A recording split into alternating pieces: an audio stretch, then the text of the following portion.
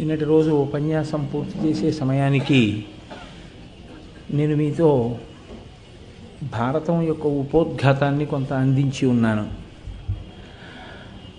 అది 4 వేదములకు తుల్యమని, పంచమ వేదంగా ప్రఖ్యాతి వహించిందని, మనుష్య జన్మ ఎత్తినటువంటి వారు ధర్మానుష్ఠానమును తెలిసి మనుష్య జన్మ యొక్క ప్రయోజనమును సిద్ధింప చేసుకోవాలి కనుక పంచమ వేదమైన భారతాన్ని చదువుకుంటే మనం ఆ ధర్మానుష్ఠానం ఎలా చెయ్యాలి అన్న విషయం మనకి అవగతం అవుతుందని నిన్నటి రోజున మనం ఆ విషయాన్ని ప్రస్తావన చేసుకుని ఉన్నాం.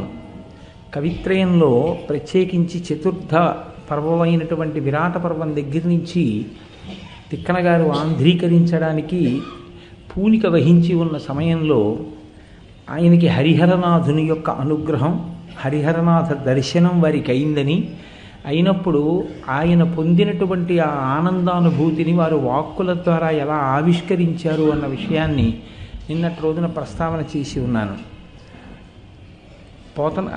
తిక్కన గారు వస్తుంటుంది ఎక్కువ అలవాటు. తిక్కన గారు మహానుభావుడు, ఒక గొప్ప సంకల్పం. వాల్మీకి మహర్షి సుందరకాండ ప్రారంభం చేస్తూ అంటారు ఈయేష అంటారు. ఈయేష అంటే సంకల్పం చేయడం.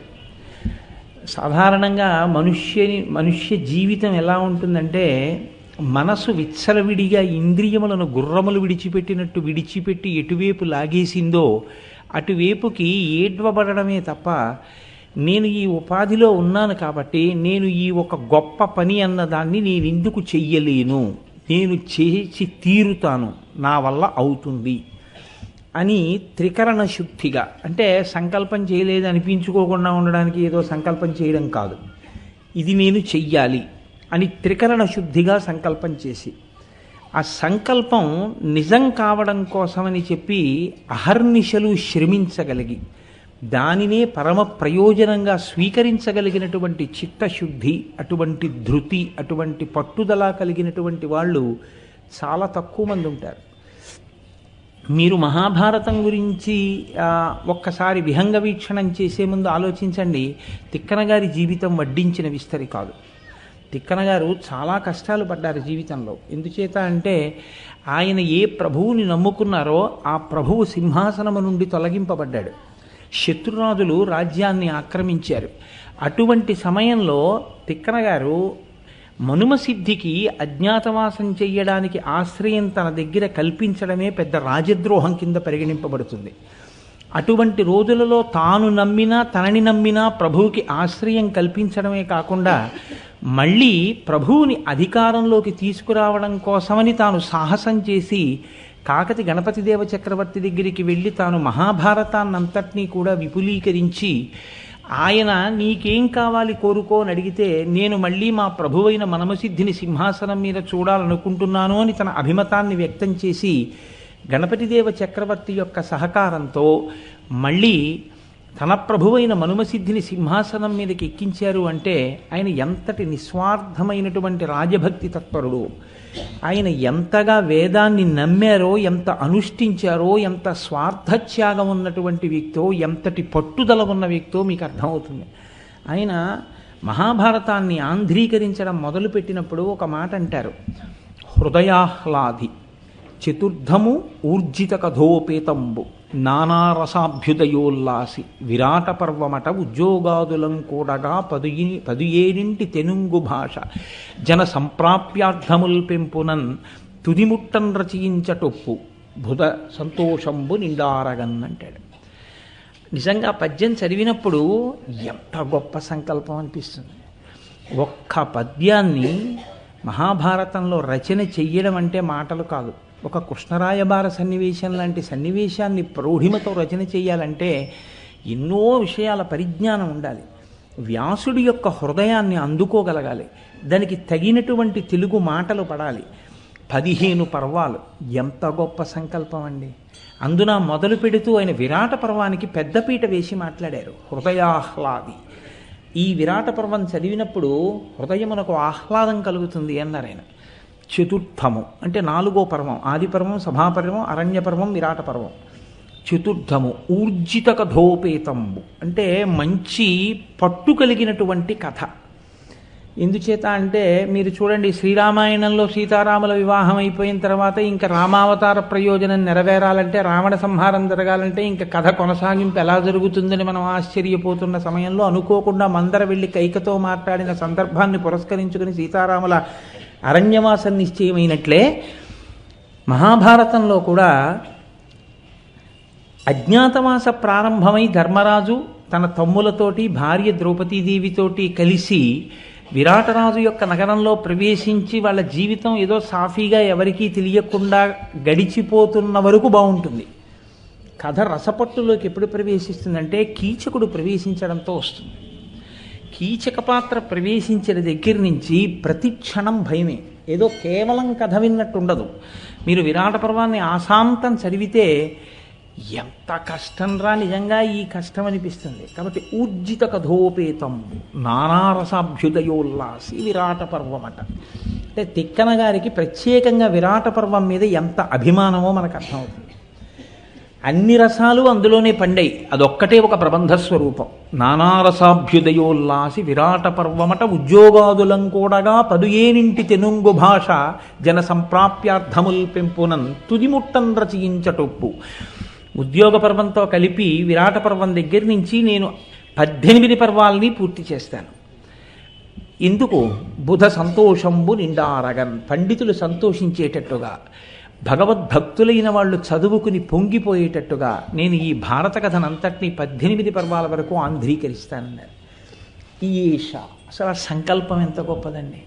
తిక్కనగారు అటువంటి సంకల్పం చేసి ఉండకపోతే వాళ్ళ తెలుగు భాషలో మహాభారతాన్ని మనం ఇలా చదువుకోవడానికి అవకాశం ఉండేది కాదు.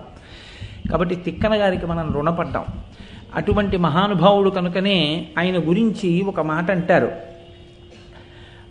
పంచమవేద రూపమైనటువంటి భారతాన్ని ఆంధ్ర భాష చేసినటువంటి వాడు ఏ మహానుభావుడి పేరు చెప్పుకున్నంత మాత్రం చేత పాపములన్నీ తొలగిపోతాయో అటువంటి వారికి నమస్కారం చేసేటప్పుడు నిష్కళంకమై ఏ విధమైనటువంటి శంక లేకుండా మహాపురుషుడైనటువంటి వాడు తిక్కన గారు అన్న ఉద్దేశ్యంతో తల ఉంచి నమస్కరించవలసి ఉంటుంది. అటువంటి తిక్కన గారికి హరిహర దర్శనమైంది. హరిహర దర్శనమైనప్పుడు ఆయన ఆ హరిహరనాథుడు తిక్కన గారిని అడిగినటువంటి పద్యం మహాభారతంలో మకుటాయమానమైన పద్యం. నేను ఎందుకు మళ్ళీ ఆ విషయాన్ని ప్రస్తావన చేస్తున్నాను అంటే, రామచంద్రమూర్తికి అంకితం ఇస్తాను అన్నారు పోతన గారు. తిక్కన గారు నేను అంకితం ఇస్తాను అని అడగడం కాదు, నాకు అంకితం ఇయ్యి అని భగవంతుడు అడిగాడు. ఆయన అడగడం కూడా ఎంత గొప్పగా అడిగాడంటే, తెనుగు భాష వినిర్మింప దివురుటరయ భవ్య పురుషార్థ తరుపక్వ ఫలము కాదే దీనికెడ నియ్యకొని వెట్కమాని కృతిపతిత్వమర్ధించి వచ్చితి తిక్క శర్మ. ఆ పిలవడం కూడా ఎంత అందమైనటువంటి పిలుపో చూడండి. ఓ తిక్క శర్మ, నిన్ను నేను అర్థించి వచ్చానయ్యా అన్నాడు. ఎవరు? హరిహర స్వరూపమైనటువంటి ఆ పరమాత్మ తెనుగు భాష వినిర్మింప దివురుటరయ భవ్య పురుషార్థ తరుపక్వ ఫలము కాదే. వేదములనేటటువంటి చెట్టు చివర పండినటువంటి పండు పంచమ వేదమైనటువంటి భారతం, అందులో ప్రస్తావన చెయ్యబడని ధర్మం అన్నది లేదు. అటువంటి దాన్ని ఆంధ్రీకరించడం కోసమని చెప్పి సిద్ధపడిన ఓ తిక్క శర్మ, నీవు ఆంధ్రీకరిస్తున్నటువంటి ఈ భారతాన్ని నాకు అంకితం ఇయ్యి అని అడగడానికి, నిన్ను అర్థించడానికి నేను వచ్చాను అన్నారు. అంటే తిక్కన గారు నిన్నటి రోజున మీకు నేను చెప్పాను, ఆయన ఆవిష్కరించినటువంటి వినయం, ఆయన ఎంతో సంతోషంగా అంగీకరించి తాను హరిహర స్వరూపాన్ని, ఒక హరిహరనాథుణ్ణి ఒక కోరిక కోరుతారు. ఇంతకు నేర్చు నీకు ఒక ఇంతటిలోన మదీయవాణి అత్యంత విభూతి పెంపగునట్టి నిను కొనియాడ చేతదానెంతటి పెద్ద నీ కరుణనిట్లు పదస్థుడనైతి ఇంక జన్మాంతర దుఃఖముల్ తొలగనట్లుగా చేసి సుఖాత్ము చేయవే అని అడిగారు. నాకు ఒక మాట జ్ఞాపకానికి వస్తుంటుంది. పోతన గారు ఏమడుగుతారో తిక్కన గారు అదే అడుగుతారు. పోతన గారు కూడా మహాభాగవతాన్ని ఆంధ్రీకరించే సమయంలో దేని కొరకు నేను ఆంధ్రీకరిస్తున్నాను అంటే, శ్రీకైవల్య పదంబు చేరుటకునై చింతించదన్ లోకరక్షైకారంభకు భక్తపాలన కళా సంరంభకున్ దానవోద్రేక స్తంభకు కేళి లోల విలస దృగ్జాల సంభూత నానా కంజాత భవాండ కుంభకు మహానందాంగన ఢిబ్బకున్నని చెప్పుకున్నారు. నేను శ్రీకైవల్య పదం చేరడం కోసమే నేను ఈ ఆంధ్రీకరణ చేస్తున్నాను అన్నారు. శ్రీకైవల్యం అన్న మాట అద్వైత సంప్రదాయానికి చెందినది. పునరావృత్తి రహిత శాశ్వత శివ సాయుధ్య స్థితి కొరకు నేను ఆంధ్రీకరిస్తున్నాను అని చెప్పుకున్నారు. తిక్కన గారు కూడా ఆయనని అడిగినప్పుడు, ఆ హరిహరనాథుణ్ణి అడిగినప్పుడు ఆయన అడిగిన కోరిక కూడా ఇదే. నా వాణి, నేను చెప్తున్న భారతం, నేను ఆంధ్రీకరిస్తున్న భారతం అంతటి సమున్నత స్థాయి పొందుతుంది అంటే అది కేవలం నా గొప్పతనం కాదు స్వామి, నీ అనుగ్రహం. నువ్వు నన్ను ఆంధ్రీకరించు అని ఆజ్ఞాపించడం వల్ల నాకు ఆ శక్తి కలిగి నేను ఆంధ్రీకరించగలుగుతాను. తండ్రి, నాదొక్క కోరిక, మళ్ళీ జనన మరణ చట్రములో నేను ఇరుక్కోకుండా, మళ్ళీ పుట్టవలసిన అవసరం లేకుండా, ఇదే ఈ శరీరము చిట్ట చివరిసారి పడిపోవడమై నేను మళ్ళీ పుట్టవలసిన అవసరము లేనటువంటి మోక్ష పదవి నాకు లభించుగాక, అట్లా నీవు నన్ను అనుగ్రహించాలని ప్రార్థన చేశాను. ఎంత గొప్ప మాట అన్నాడంటే, ఇవన్నీ ఎక్కడండి? తపస్సులో కాదు, కేవలం ఇంట్లో తిరుగుతూ ఏదో ఓ గుమ్మం దగ్గర అలవోకగా గోడకి జారగిలబడి ఆలోచిస్తున్నప్పుడు ఆయనకి అంతర్ముఖత్వం కలిగి సిద్ధించినటువంటి స్థితి. జనన మరణాదులైన సంసార దురితములకు అగపడకుండంగదొలగు తెరువు కను వెలుంగు నీకిచ్చితిననిన లేచి నిలిచి సంతోషమెదనిండ నిలబుకొనగా.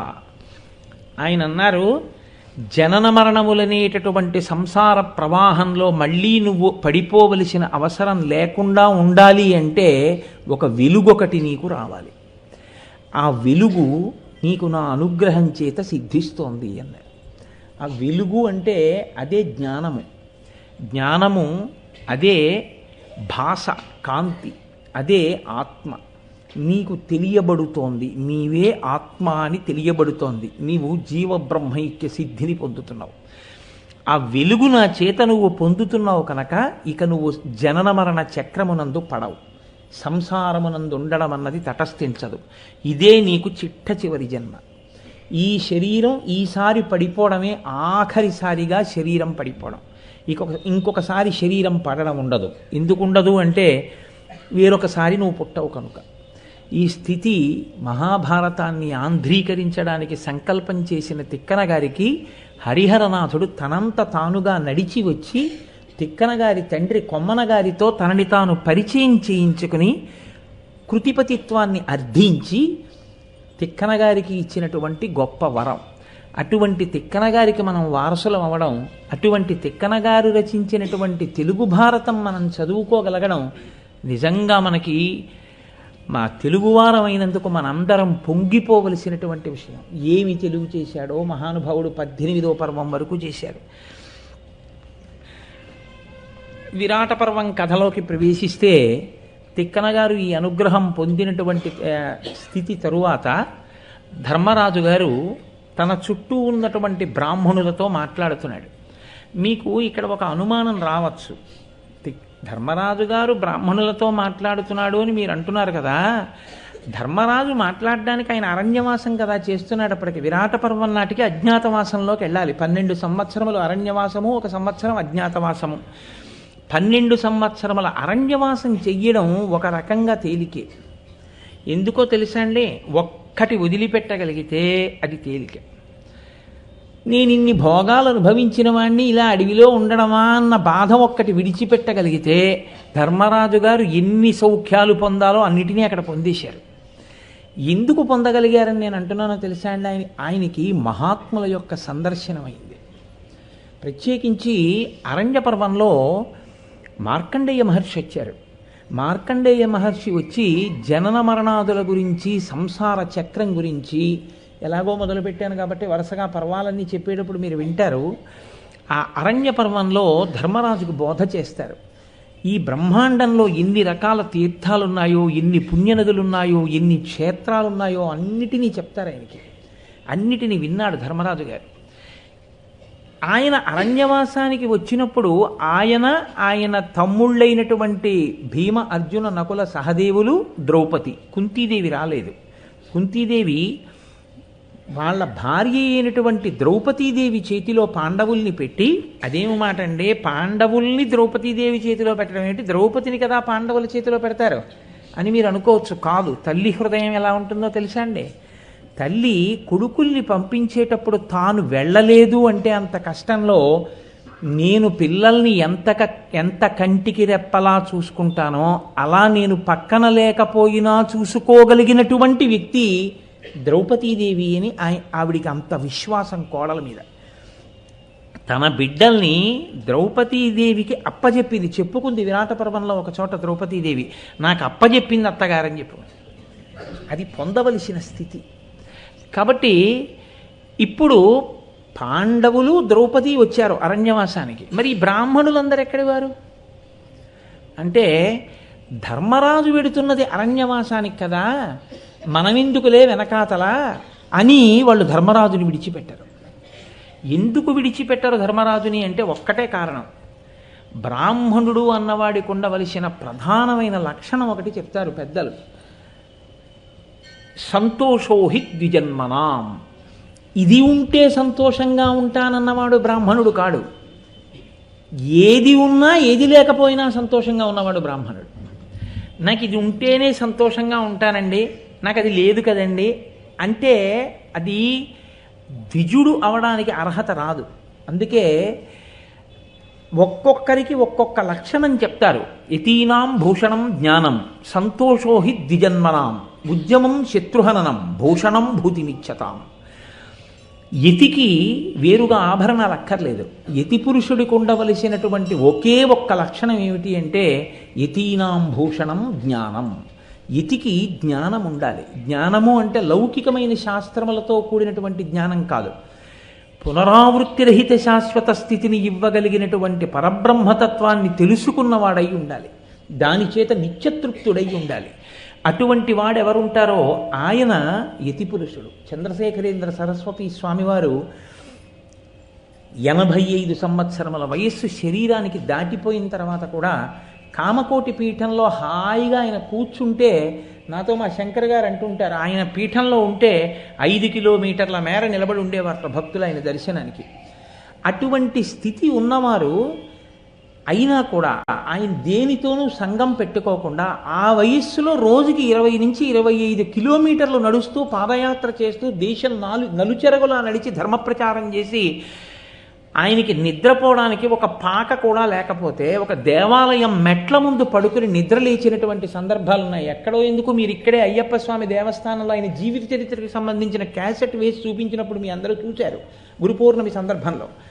కాబట్టి మహాపురుషులైనటువంటి వారు యతీనాం భూషణం జ్ఞానం, యతికి ఉండవలసినటువంటి ఆభరణం జ్ఞానం. సంతోషోహి ద్విజన్మనాం, బ్రాహ్మణుడికి ఉండవలసినటువంటి లక్షణం నిత్యతృప్తుడై ఉండాలి. నాకు ఇది లేదని ఏడవకూడదు. ఎప్పుడూ అన్నీ ఉన్నవాడు ఎలా ఉంటాడో అలా ఉండాలి, అంత సంతోషంగా ఉండాలి. ఎప్పుడు ఏదో అవలేదనో ఏదో చేయలేదనో ఇంకా తనకేదో రాలేదనో ఏడిస్తే అది బ్రాహ్మణ్యం అనిపించుకోదు. సంతోషోహి ద్విజన్మనాం, ఉద్యమం శత్రుహననం. శత్రువుని సంహరించడం అంటే పరమ సంతోషంగా బయలుదేరగలిగినటువంటి ఔత్సాహికుడైనటువంటి వాడు క్షత్రియుడు. సంతోషోహి ద్విజన్మనాం, ఉద్యమం శత్రుహననం, భూషణం భూతిమిచ్చతాం. ఇవి భూషణములు అని పిలువబడతాయి. అవి పైకి కనపడేవి కావు, ఆంతరభూషణములు.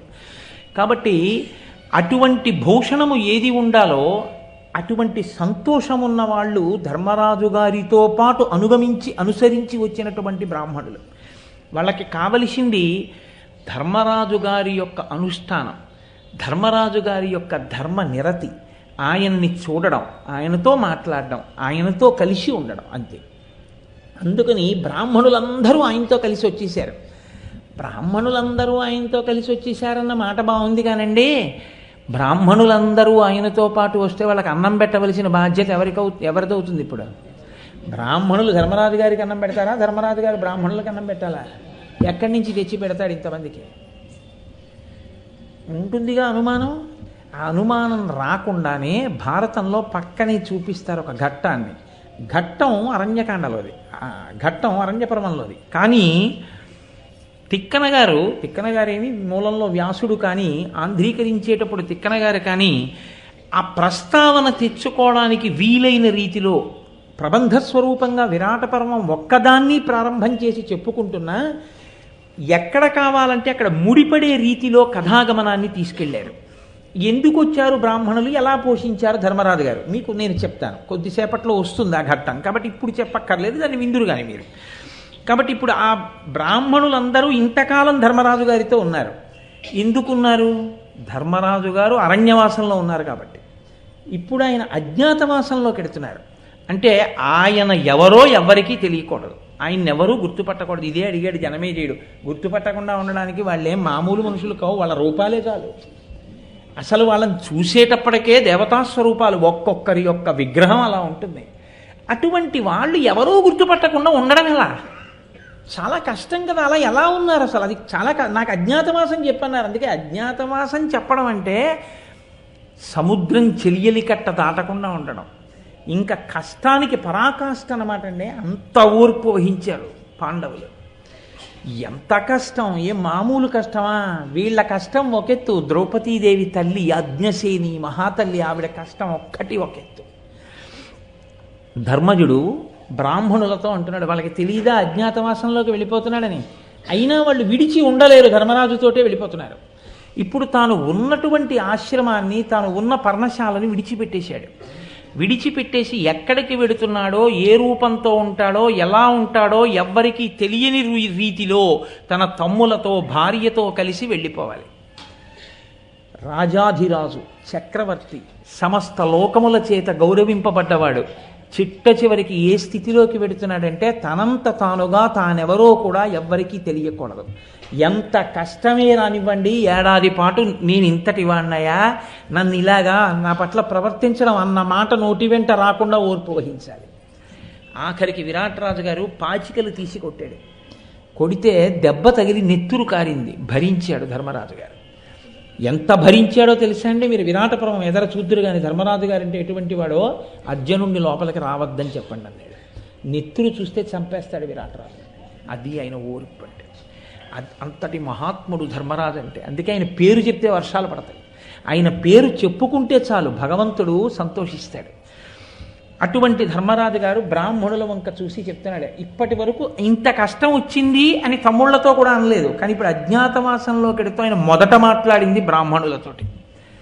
వాళ్ళతో అంటాడు, మీ అందరూ ఇంకా నాతో కలిసి రావడానికి అవకాశం లేదు, నేను అజ్ఞాతవాసంలోకి వెళ్ళాలి. ఇప్పుడు అజ్ఞాతవాసంలోకి వెళ్ళడం అంటే ఏదో ఏడాది పాటు అజ్ఞాతవాసంలో ఉంటే ఎవరో ఏదో కనిపెట్టారండి, పూర్తి చేయలేకపోయారు అంటే ఏం కుదరదు. అలా కానీ పూర్తి చేయలేకపోయారనుకోండి, మళ్ళీ 12 ఏళ్ళ అరణ్యవాసం, మళ్ళీ ఓ ఏడాది అజ్ఞాతవాసం చేయాలి. కాబట్టి ఇప్పుడు ఇంతటి మహావీరుడైనటువంటి భీముడు, అటువంటి అర్జునుడు, అటువంటి నకులుడు, అటువంటి సహదేవుడు, అటువంటి ద్రౌపదీదేవి ఎన్ని కష్టాలు పడిందండి. ఎక్కడో అరణ్యంలో పర్ణశాలలో ఉంటే సోదరతుల్యుడు దుస్సల భర్త సైంధవుడు వచ్చి ఆవిడ్ని బలాత్కరించి తీసుకుపోయాడు. ఇన్ని కష్టాలు పడ్డారు. నిజంగా ఇంత శక్తివంతులై ఇన్ని కష్టాలు పడ్డారు. ఈ కష్టాలకి చిట్ట చివరకు వచ్చారు. ఇప్పుడు ఈ ఏడాది గడవాలి. ఇప్పుడు ఈ ఏడాది గడవాలి అంటే ధర్మరాజు ఎవరి ఆశీర్వచనాన్ని అపేక్షిస్తున్నాడో చూడండి.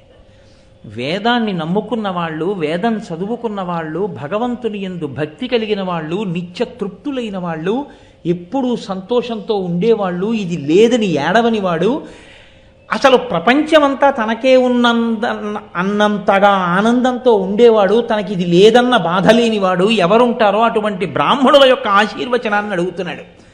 కానీ మనసు యందు కుందాడు. ఇంత ధర్మరాజుకి బాధ ఉంది. ఎందుకని? అజ్ఞాతవాసంలోకి వెళ్ళవలసి వస్తుంది, చాలా కష్టంలోకి వెడుతున్నాం మనం, నాతో పాటు తమ్ముళ్ళు పడాలి. ఇది ఆయన పెద్ద బాధ అంతా, అది ఆ తమ్ముళ్ళ గురించి. కాబట్టి ఆయన అన్నాడు, తెల్లంబుగాది మీకెల్ల సుయోధను చేసిన కుటిల విచేష్టితంబులు అకట మాతో మీరు అడవుల నిడుమల పొందితిరి, ఒక భంగిపోయే కాలము ఇది 13 నేడు, మాకజ్ఞాతవాసంబు సలుపంగవలయు ఇందు ధార్తరాష్ట్రులు సూతతనయ సౌబలులను చెరపనవేతురు చిన్న సన్న ఎరిగిరేని చాలా నెగ్గు వాటిల్లు అట్లగుట మమ్ము ఇంక అతి రహస్య వృత్తిమై నిరస్త విఘ్నలరై చెరింపుడని అనుగ్రహింపవలయు అని అడిగాడు. ఇంతకాలం మీరు మాతో వచ్చారు, ఒక ఒక కాలం ఒకలా వెళ్ళిపోయింది కాలం. 12 సంవత్సరాల కాలం తెలియలేదు. ఎందుకంటే మీరు మంచి మాటలు చెప్పారు, మేము మంచి మాటలు వింటూ వచ్చాం ఇంతకాలం, చక్కగా ఏదో కాలం గడిచిపోయింది. ఇది 13వ ఏడు. ఇది అజ్ఞాతవాసానికి సంబంధించిన కాలం. మాకు అగ్ని పరీక్ష. ఇన్ని కష్టాలు పడ్డామో మీకు తెలుసు. ఈ మా అజ్ఞాతవాస కాలం నియమభంగం లేకుండా, ఎవ్వరికీ మేము తెలియకుండా మా అజ్ఞాతవాసం పూర్తవ్వాలి అని మీరు మమ్మల్ని ఆశీర్వచనం చేసి పంపించవలసింది అని అడిగాడు. అడిగితే ఆ బ్రాహ్మణులు ఎంతో సంతోషించారు ఆయన యొక్క వినయానికి. సంతోషించి తప్పకుండా వెళ్ళిరండి అని అన్నారు. అన్న తర్వాత ధర్మరాజు గారు ఒక మాట అన్నారు బ్రాహ్మణులతోటి.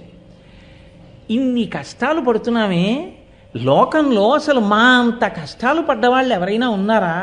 ఇంతంత పరాక్రమాలుండి, ఇంతంత శక్తి ఉండి ఏ నేరం చేశామని మాకు ఈ కష్టం? రాజు ధర్మం పాచికలాడడానికి రమ్మంటే రావాలి. ఆ మిష పెట్టి కదా శకుని రెచ్చగొట్టాడు ధర్మరాజుని. నీవు చక్రవర్తివై ఉండి పాచికలాడడానికి రమ్మంటే రానంటావేమిటని రెచ్చగొట్టాడు. రెచ్చగొడితే పాచికలాడాను. ఆడిన పాచికలు ధర్మబద్ధమైన పాచికలు కావు. మాకు ఇంత దారుణమైనటువంటి కష్టాలు వచ్చాయి, ధర్మాన్ని నమ్ముకుని ఉన్నాం కాబట్టి ఇంతగా మాతో సమానంగా కష్టాలు పడ్డవాళ్ళు ఎవరైనా ఉన్నారా లోకంలో అని అడిగాడు. మీరు బాగా గమనించండి. అందుకే నేను మీతో 1కి 10 మార్లు ఉన్నది. భారతం వినడం అంటే కేవలం భారతం కథ వింటున్నామని మీరు వినవద్దు. ఇది చాలా పెద్ద ప్రశ్న వేస్తున్నాడు ధర్మరాజు. ధర్మరాజు మాట్లాడడం, ధర్మరాజు ప్రశ్న వేయడం అంటే అంత తేలికగా తీసుకుని మాట్లాడడానికి ఏముండదు. ఇప్పుడు ధర్మరాజు నైరాశ్యమునకు గురయ్యాడు. ఆయనలో నిస్పృహ వచ్చింది, ఖచ్చితంగా వచ్చింది. బాధ కలిగింది, నిరాశ వచ్చింది. మేము చాలా కష్టపడుతున్నామని చెప్పి ఆయన దుఃఖమునకు లోనయ్యాడు. ధర్మరాజంతటి వాడు దుఃఖమునకు లోనైపోయాడు అనుకోండి, ఇక పాండవులకు రక్షణ లేదు. ఇప్పుడు ఆయనని సహజ స్థితిలోకి తీసుకురావాలి. ఆయనని సహజ స్థితిలోకి వచ్చేటట్టుగా మాట్లాడడం అంటే అందరూ మాట్లాడలేరు. ఆ మాట్లాడడానికి ఒక శక్తి ఉండాలి. ఆయనకి బోధ చెయ్యాలి అంటే దానికి ఒక స్థితి ఉండాలి, దానికి కొంత శాస్త్ర పరిజ్ఞానం ఉండాలి. ఎవరు పడితే వాళ్ళు ధర్మరాజుకు బోధ చేయడం కుదరదు. ఏమీ తెలియని వాడికి చెప్పచ్చు. అన్నీ తెలుసున్నవాడే బెంబేలు పడిపోతే ఆయనకి మీరు చెప్పగలిగింది ఏముంటుంది? ఒక్కటే చెప్పాలి. ఇన్ని తెలుసున్న మీరు బెంబేలు పడిపోతే ఇంకా మేము ఎవరికి చెప్తాం అని కదా చెప్పాలి. మీరు సాధారణంగా వింటుంటారు, కష్టం వచ్చినప్పుడు అన్నీ తెలుసున్నవాడు కూడా విచలితుడు అయ్యాడు అనుకోండి, ఈ మాటే అంటారు. మీరు 10 మందికి చెప్పవలసిన వారు మీరే ఇలా బాధపడిపోతే ఇంకా మేము ఎవరని చెప్పగలం మీకు అంటుంటారు. కాబట్టి ఇప్పుడు ధర్మరాజుతో ఈ మాట అనడానికి అర్హుడైన వాడు ఎవడుంటాడు ఆయన దగ్గర? ఎవరో ఉండాలి. ఉండకపోతే ఇప్పుడు ఆ జవాబు చెప్పడం కుదరదు. మీరు ఎవరు పెద్దరికం తీసుకుని మాట్లాడుతున్నాడో ఇప్పుడు ఆయన ఖచ్చితంగా పెద్దరికం ఉన్నవాడు. భారతంలో గొప్పతనం ఏమిటో తెలుసా అండి? ఇటువంటి సందర్భాన్ని బట్టి ఆ సందర్భంలో మాట్లాడే మాటలు అంటే మీరు ఎర్రసిరాతో దాన్ని జాగ్రత్తగా రాసుకుని మనఫలకం మీద రాసుకుని జ్ఞాపకం పెట్టుకోవాలి. ఎందుకంటే ఈ మాటలు మిమ్మల్ని దిద్దుతాయి, మీ జీవితాన్ని దిద్దుతాయి, మిమ్మల్ని ధర్మపథంలో నడిపిస్తాయి. ప్రతి చిన్న విషయానికి మీరు విచలితులైపోకుండా, కదిలిపోకుండా మిమ్మల్ని పట్టి కాపాడతాయి. ఎవరు మాట్లాడుతున్నాడు ఇప్పుడు? ధౌమ్యుడు మాట్లాడుతున్నాడు. ధౌమ్యుడు పురోహితుడు పాండవులకు. పాండవులకు పురోహితుడు ధౌమ్యుడు అని చెప్పడం చాలా తేలిక. కానీ ఎక్కడి వాడు ధౌమ్యుడు? ఎలా వచ్చాడు అసలు? పాండవ పౌరోహిత్యానికి ధౌమ్యుడు ఏ కాలంలో ప్రవేశించాడు వాళ్ళ దగ్గర? పౌరోహిత్యం అంటే కౌరవుల వైపు నుంచి వచ్చినవాడా? ఏ భీష్ముడో ద్రోణుడో పంపాడా ధౌమ్యుణ్ణి? వీళ్ళు కష్టాలు పడుతున్నారయా, వీళ్ళతో పాటు నువ్వు కూడా వెళ్ళు, ఏమైనా వీళ్ళకి మంచి మంచి పనులు చెయ్యవలసి ఉంటే నువ్వు వెనక చేయిస్తూ ఉండో అని పంపినవాడా? లేకపోతే ఈ పురోహితుణ్ణి ధర్మరాజు గారు ఎన్నుకున్నారా? లేకపోతే ధౌమ్యుడు తనంత తానుగా వచ్చి నేను మీకు పౌరోహిత్యం చేస్తానని అడిగాడా? ఎక్కడి వాడి ధౌమ్యుడు? ఈ ప్రశ్న మీరు వేసుకోకుండా భారతాన్ని చదివేసుకోవడం అంటే, విరాట పర్వం చదివేసుకోవడం అంటే మీరు సరి అయిన విచారణ లేకుండా చదువుతున్నారని గుర్తు. నేను మీకు అందుకే సందర్భాన్ని చెప్పాను. ఇప్పుడు ధర్మరాజుతో మాట్లాడుతున్నాడు అంటే ఆయన సామాన్యుడు కాడు, ఖచ్చితంగా ఆయన శక్తివంతుడు, పురోహితుడు అని తెలుస్తోంది ధౌమ్యుడు. ఎక్కడివాడు అంటే పాండవులు చిన్నతనంలో లక్క ఇంట్లో పెట్టి కాల్చేయడానికి ప్రయత్నించారు ధాతరాష్ట్రులు. వాళ్ళు దాంట్లోంచి బయటపడ్డారు. బయటపడి పంచపాండవులు కుంతీదేవితో కలిసి బ్రాహ్మణ వేషాల్లో వెళ్ళిపోతున్నారు, మారు వేషంలో తిరుగుతున్నారు. అప్పటికి ఎందుకు అలా తిరగడం అంటే ఒక ధర్మ సూక్ష్మం ఒకటి ఉంది లోకంలో. యజ్ఞోపవీతం ఉన్నవాడే ఆత్మహత్య చేసుకు చచ్చిపోతే లోకాన్ని నడిపించగలిగినటువంటి నాయకుడు ఉండడు. కష్టాలు వస్తే ఓర్చుకోవలసిన మొదటి లక్షణం ఎవరికి ఉండాలంటే ఎవడు వేదాన్ని నమ్మాడని గుర్తో అలా యజ్ఞోపవీతం వేసుకున్న వాళ్ళు కష్టాలకి కదిలిపోకుండా తట్టుకు నిలబడి తమ అనుభవంతో వెనక వాళ్ళని నడిపించగలగాలి. అందుకే అసలు బహుశా అందుకేనేమో ఉపనయనం చేసినప్పుడు ముందు భిక్ష అడగండి అంటారు. అంతటి పరిస్థితి వస్తే భిక్షాటన చేసైనా బతకాలి తప్ప తాను చావడానికి మాత్రం వీల్లేదు. అందుకని భిక్షాటన చేసి బతికారండి పాండవులు. భారతం వింటే మనకి ఏదో మిడిల్ బెర్త్ దొరకకుండా విండో సైడ్ మిడిల్ బెర్త్ దొరికినంత మాత్రాన పెద్ద కంగారు పడిపోయి దానికి జీవితమే పోయినట్టు ఏమైపోదు. ఏ పాటి కష్టం ఇది అని మీరు వెంటనే ఓ ప్రశ్న వేసుకుని మీరు చాలా హాయిగా గడిపేసి వెళ్ళిపోగలరు. అది చాలదా మీరు ఆరోగ్యంగా ఉండడానికి, మీ చుట్టూ ఉన్న ఆరోగ్యంగా ఉండడానికి?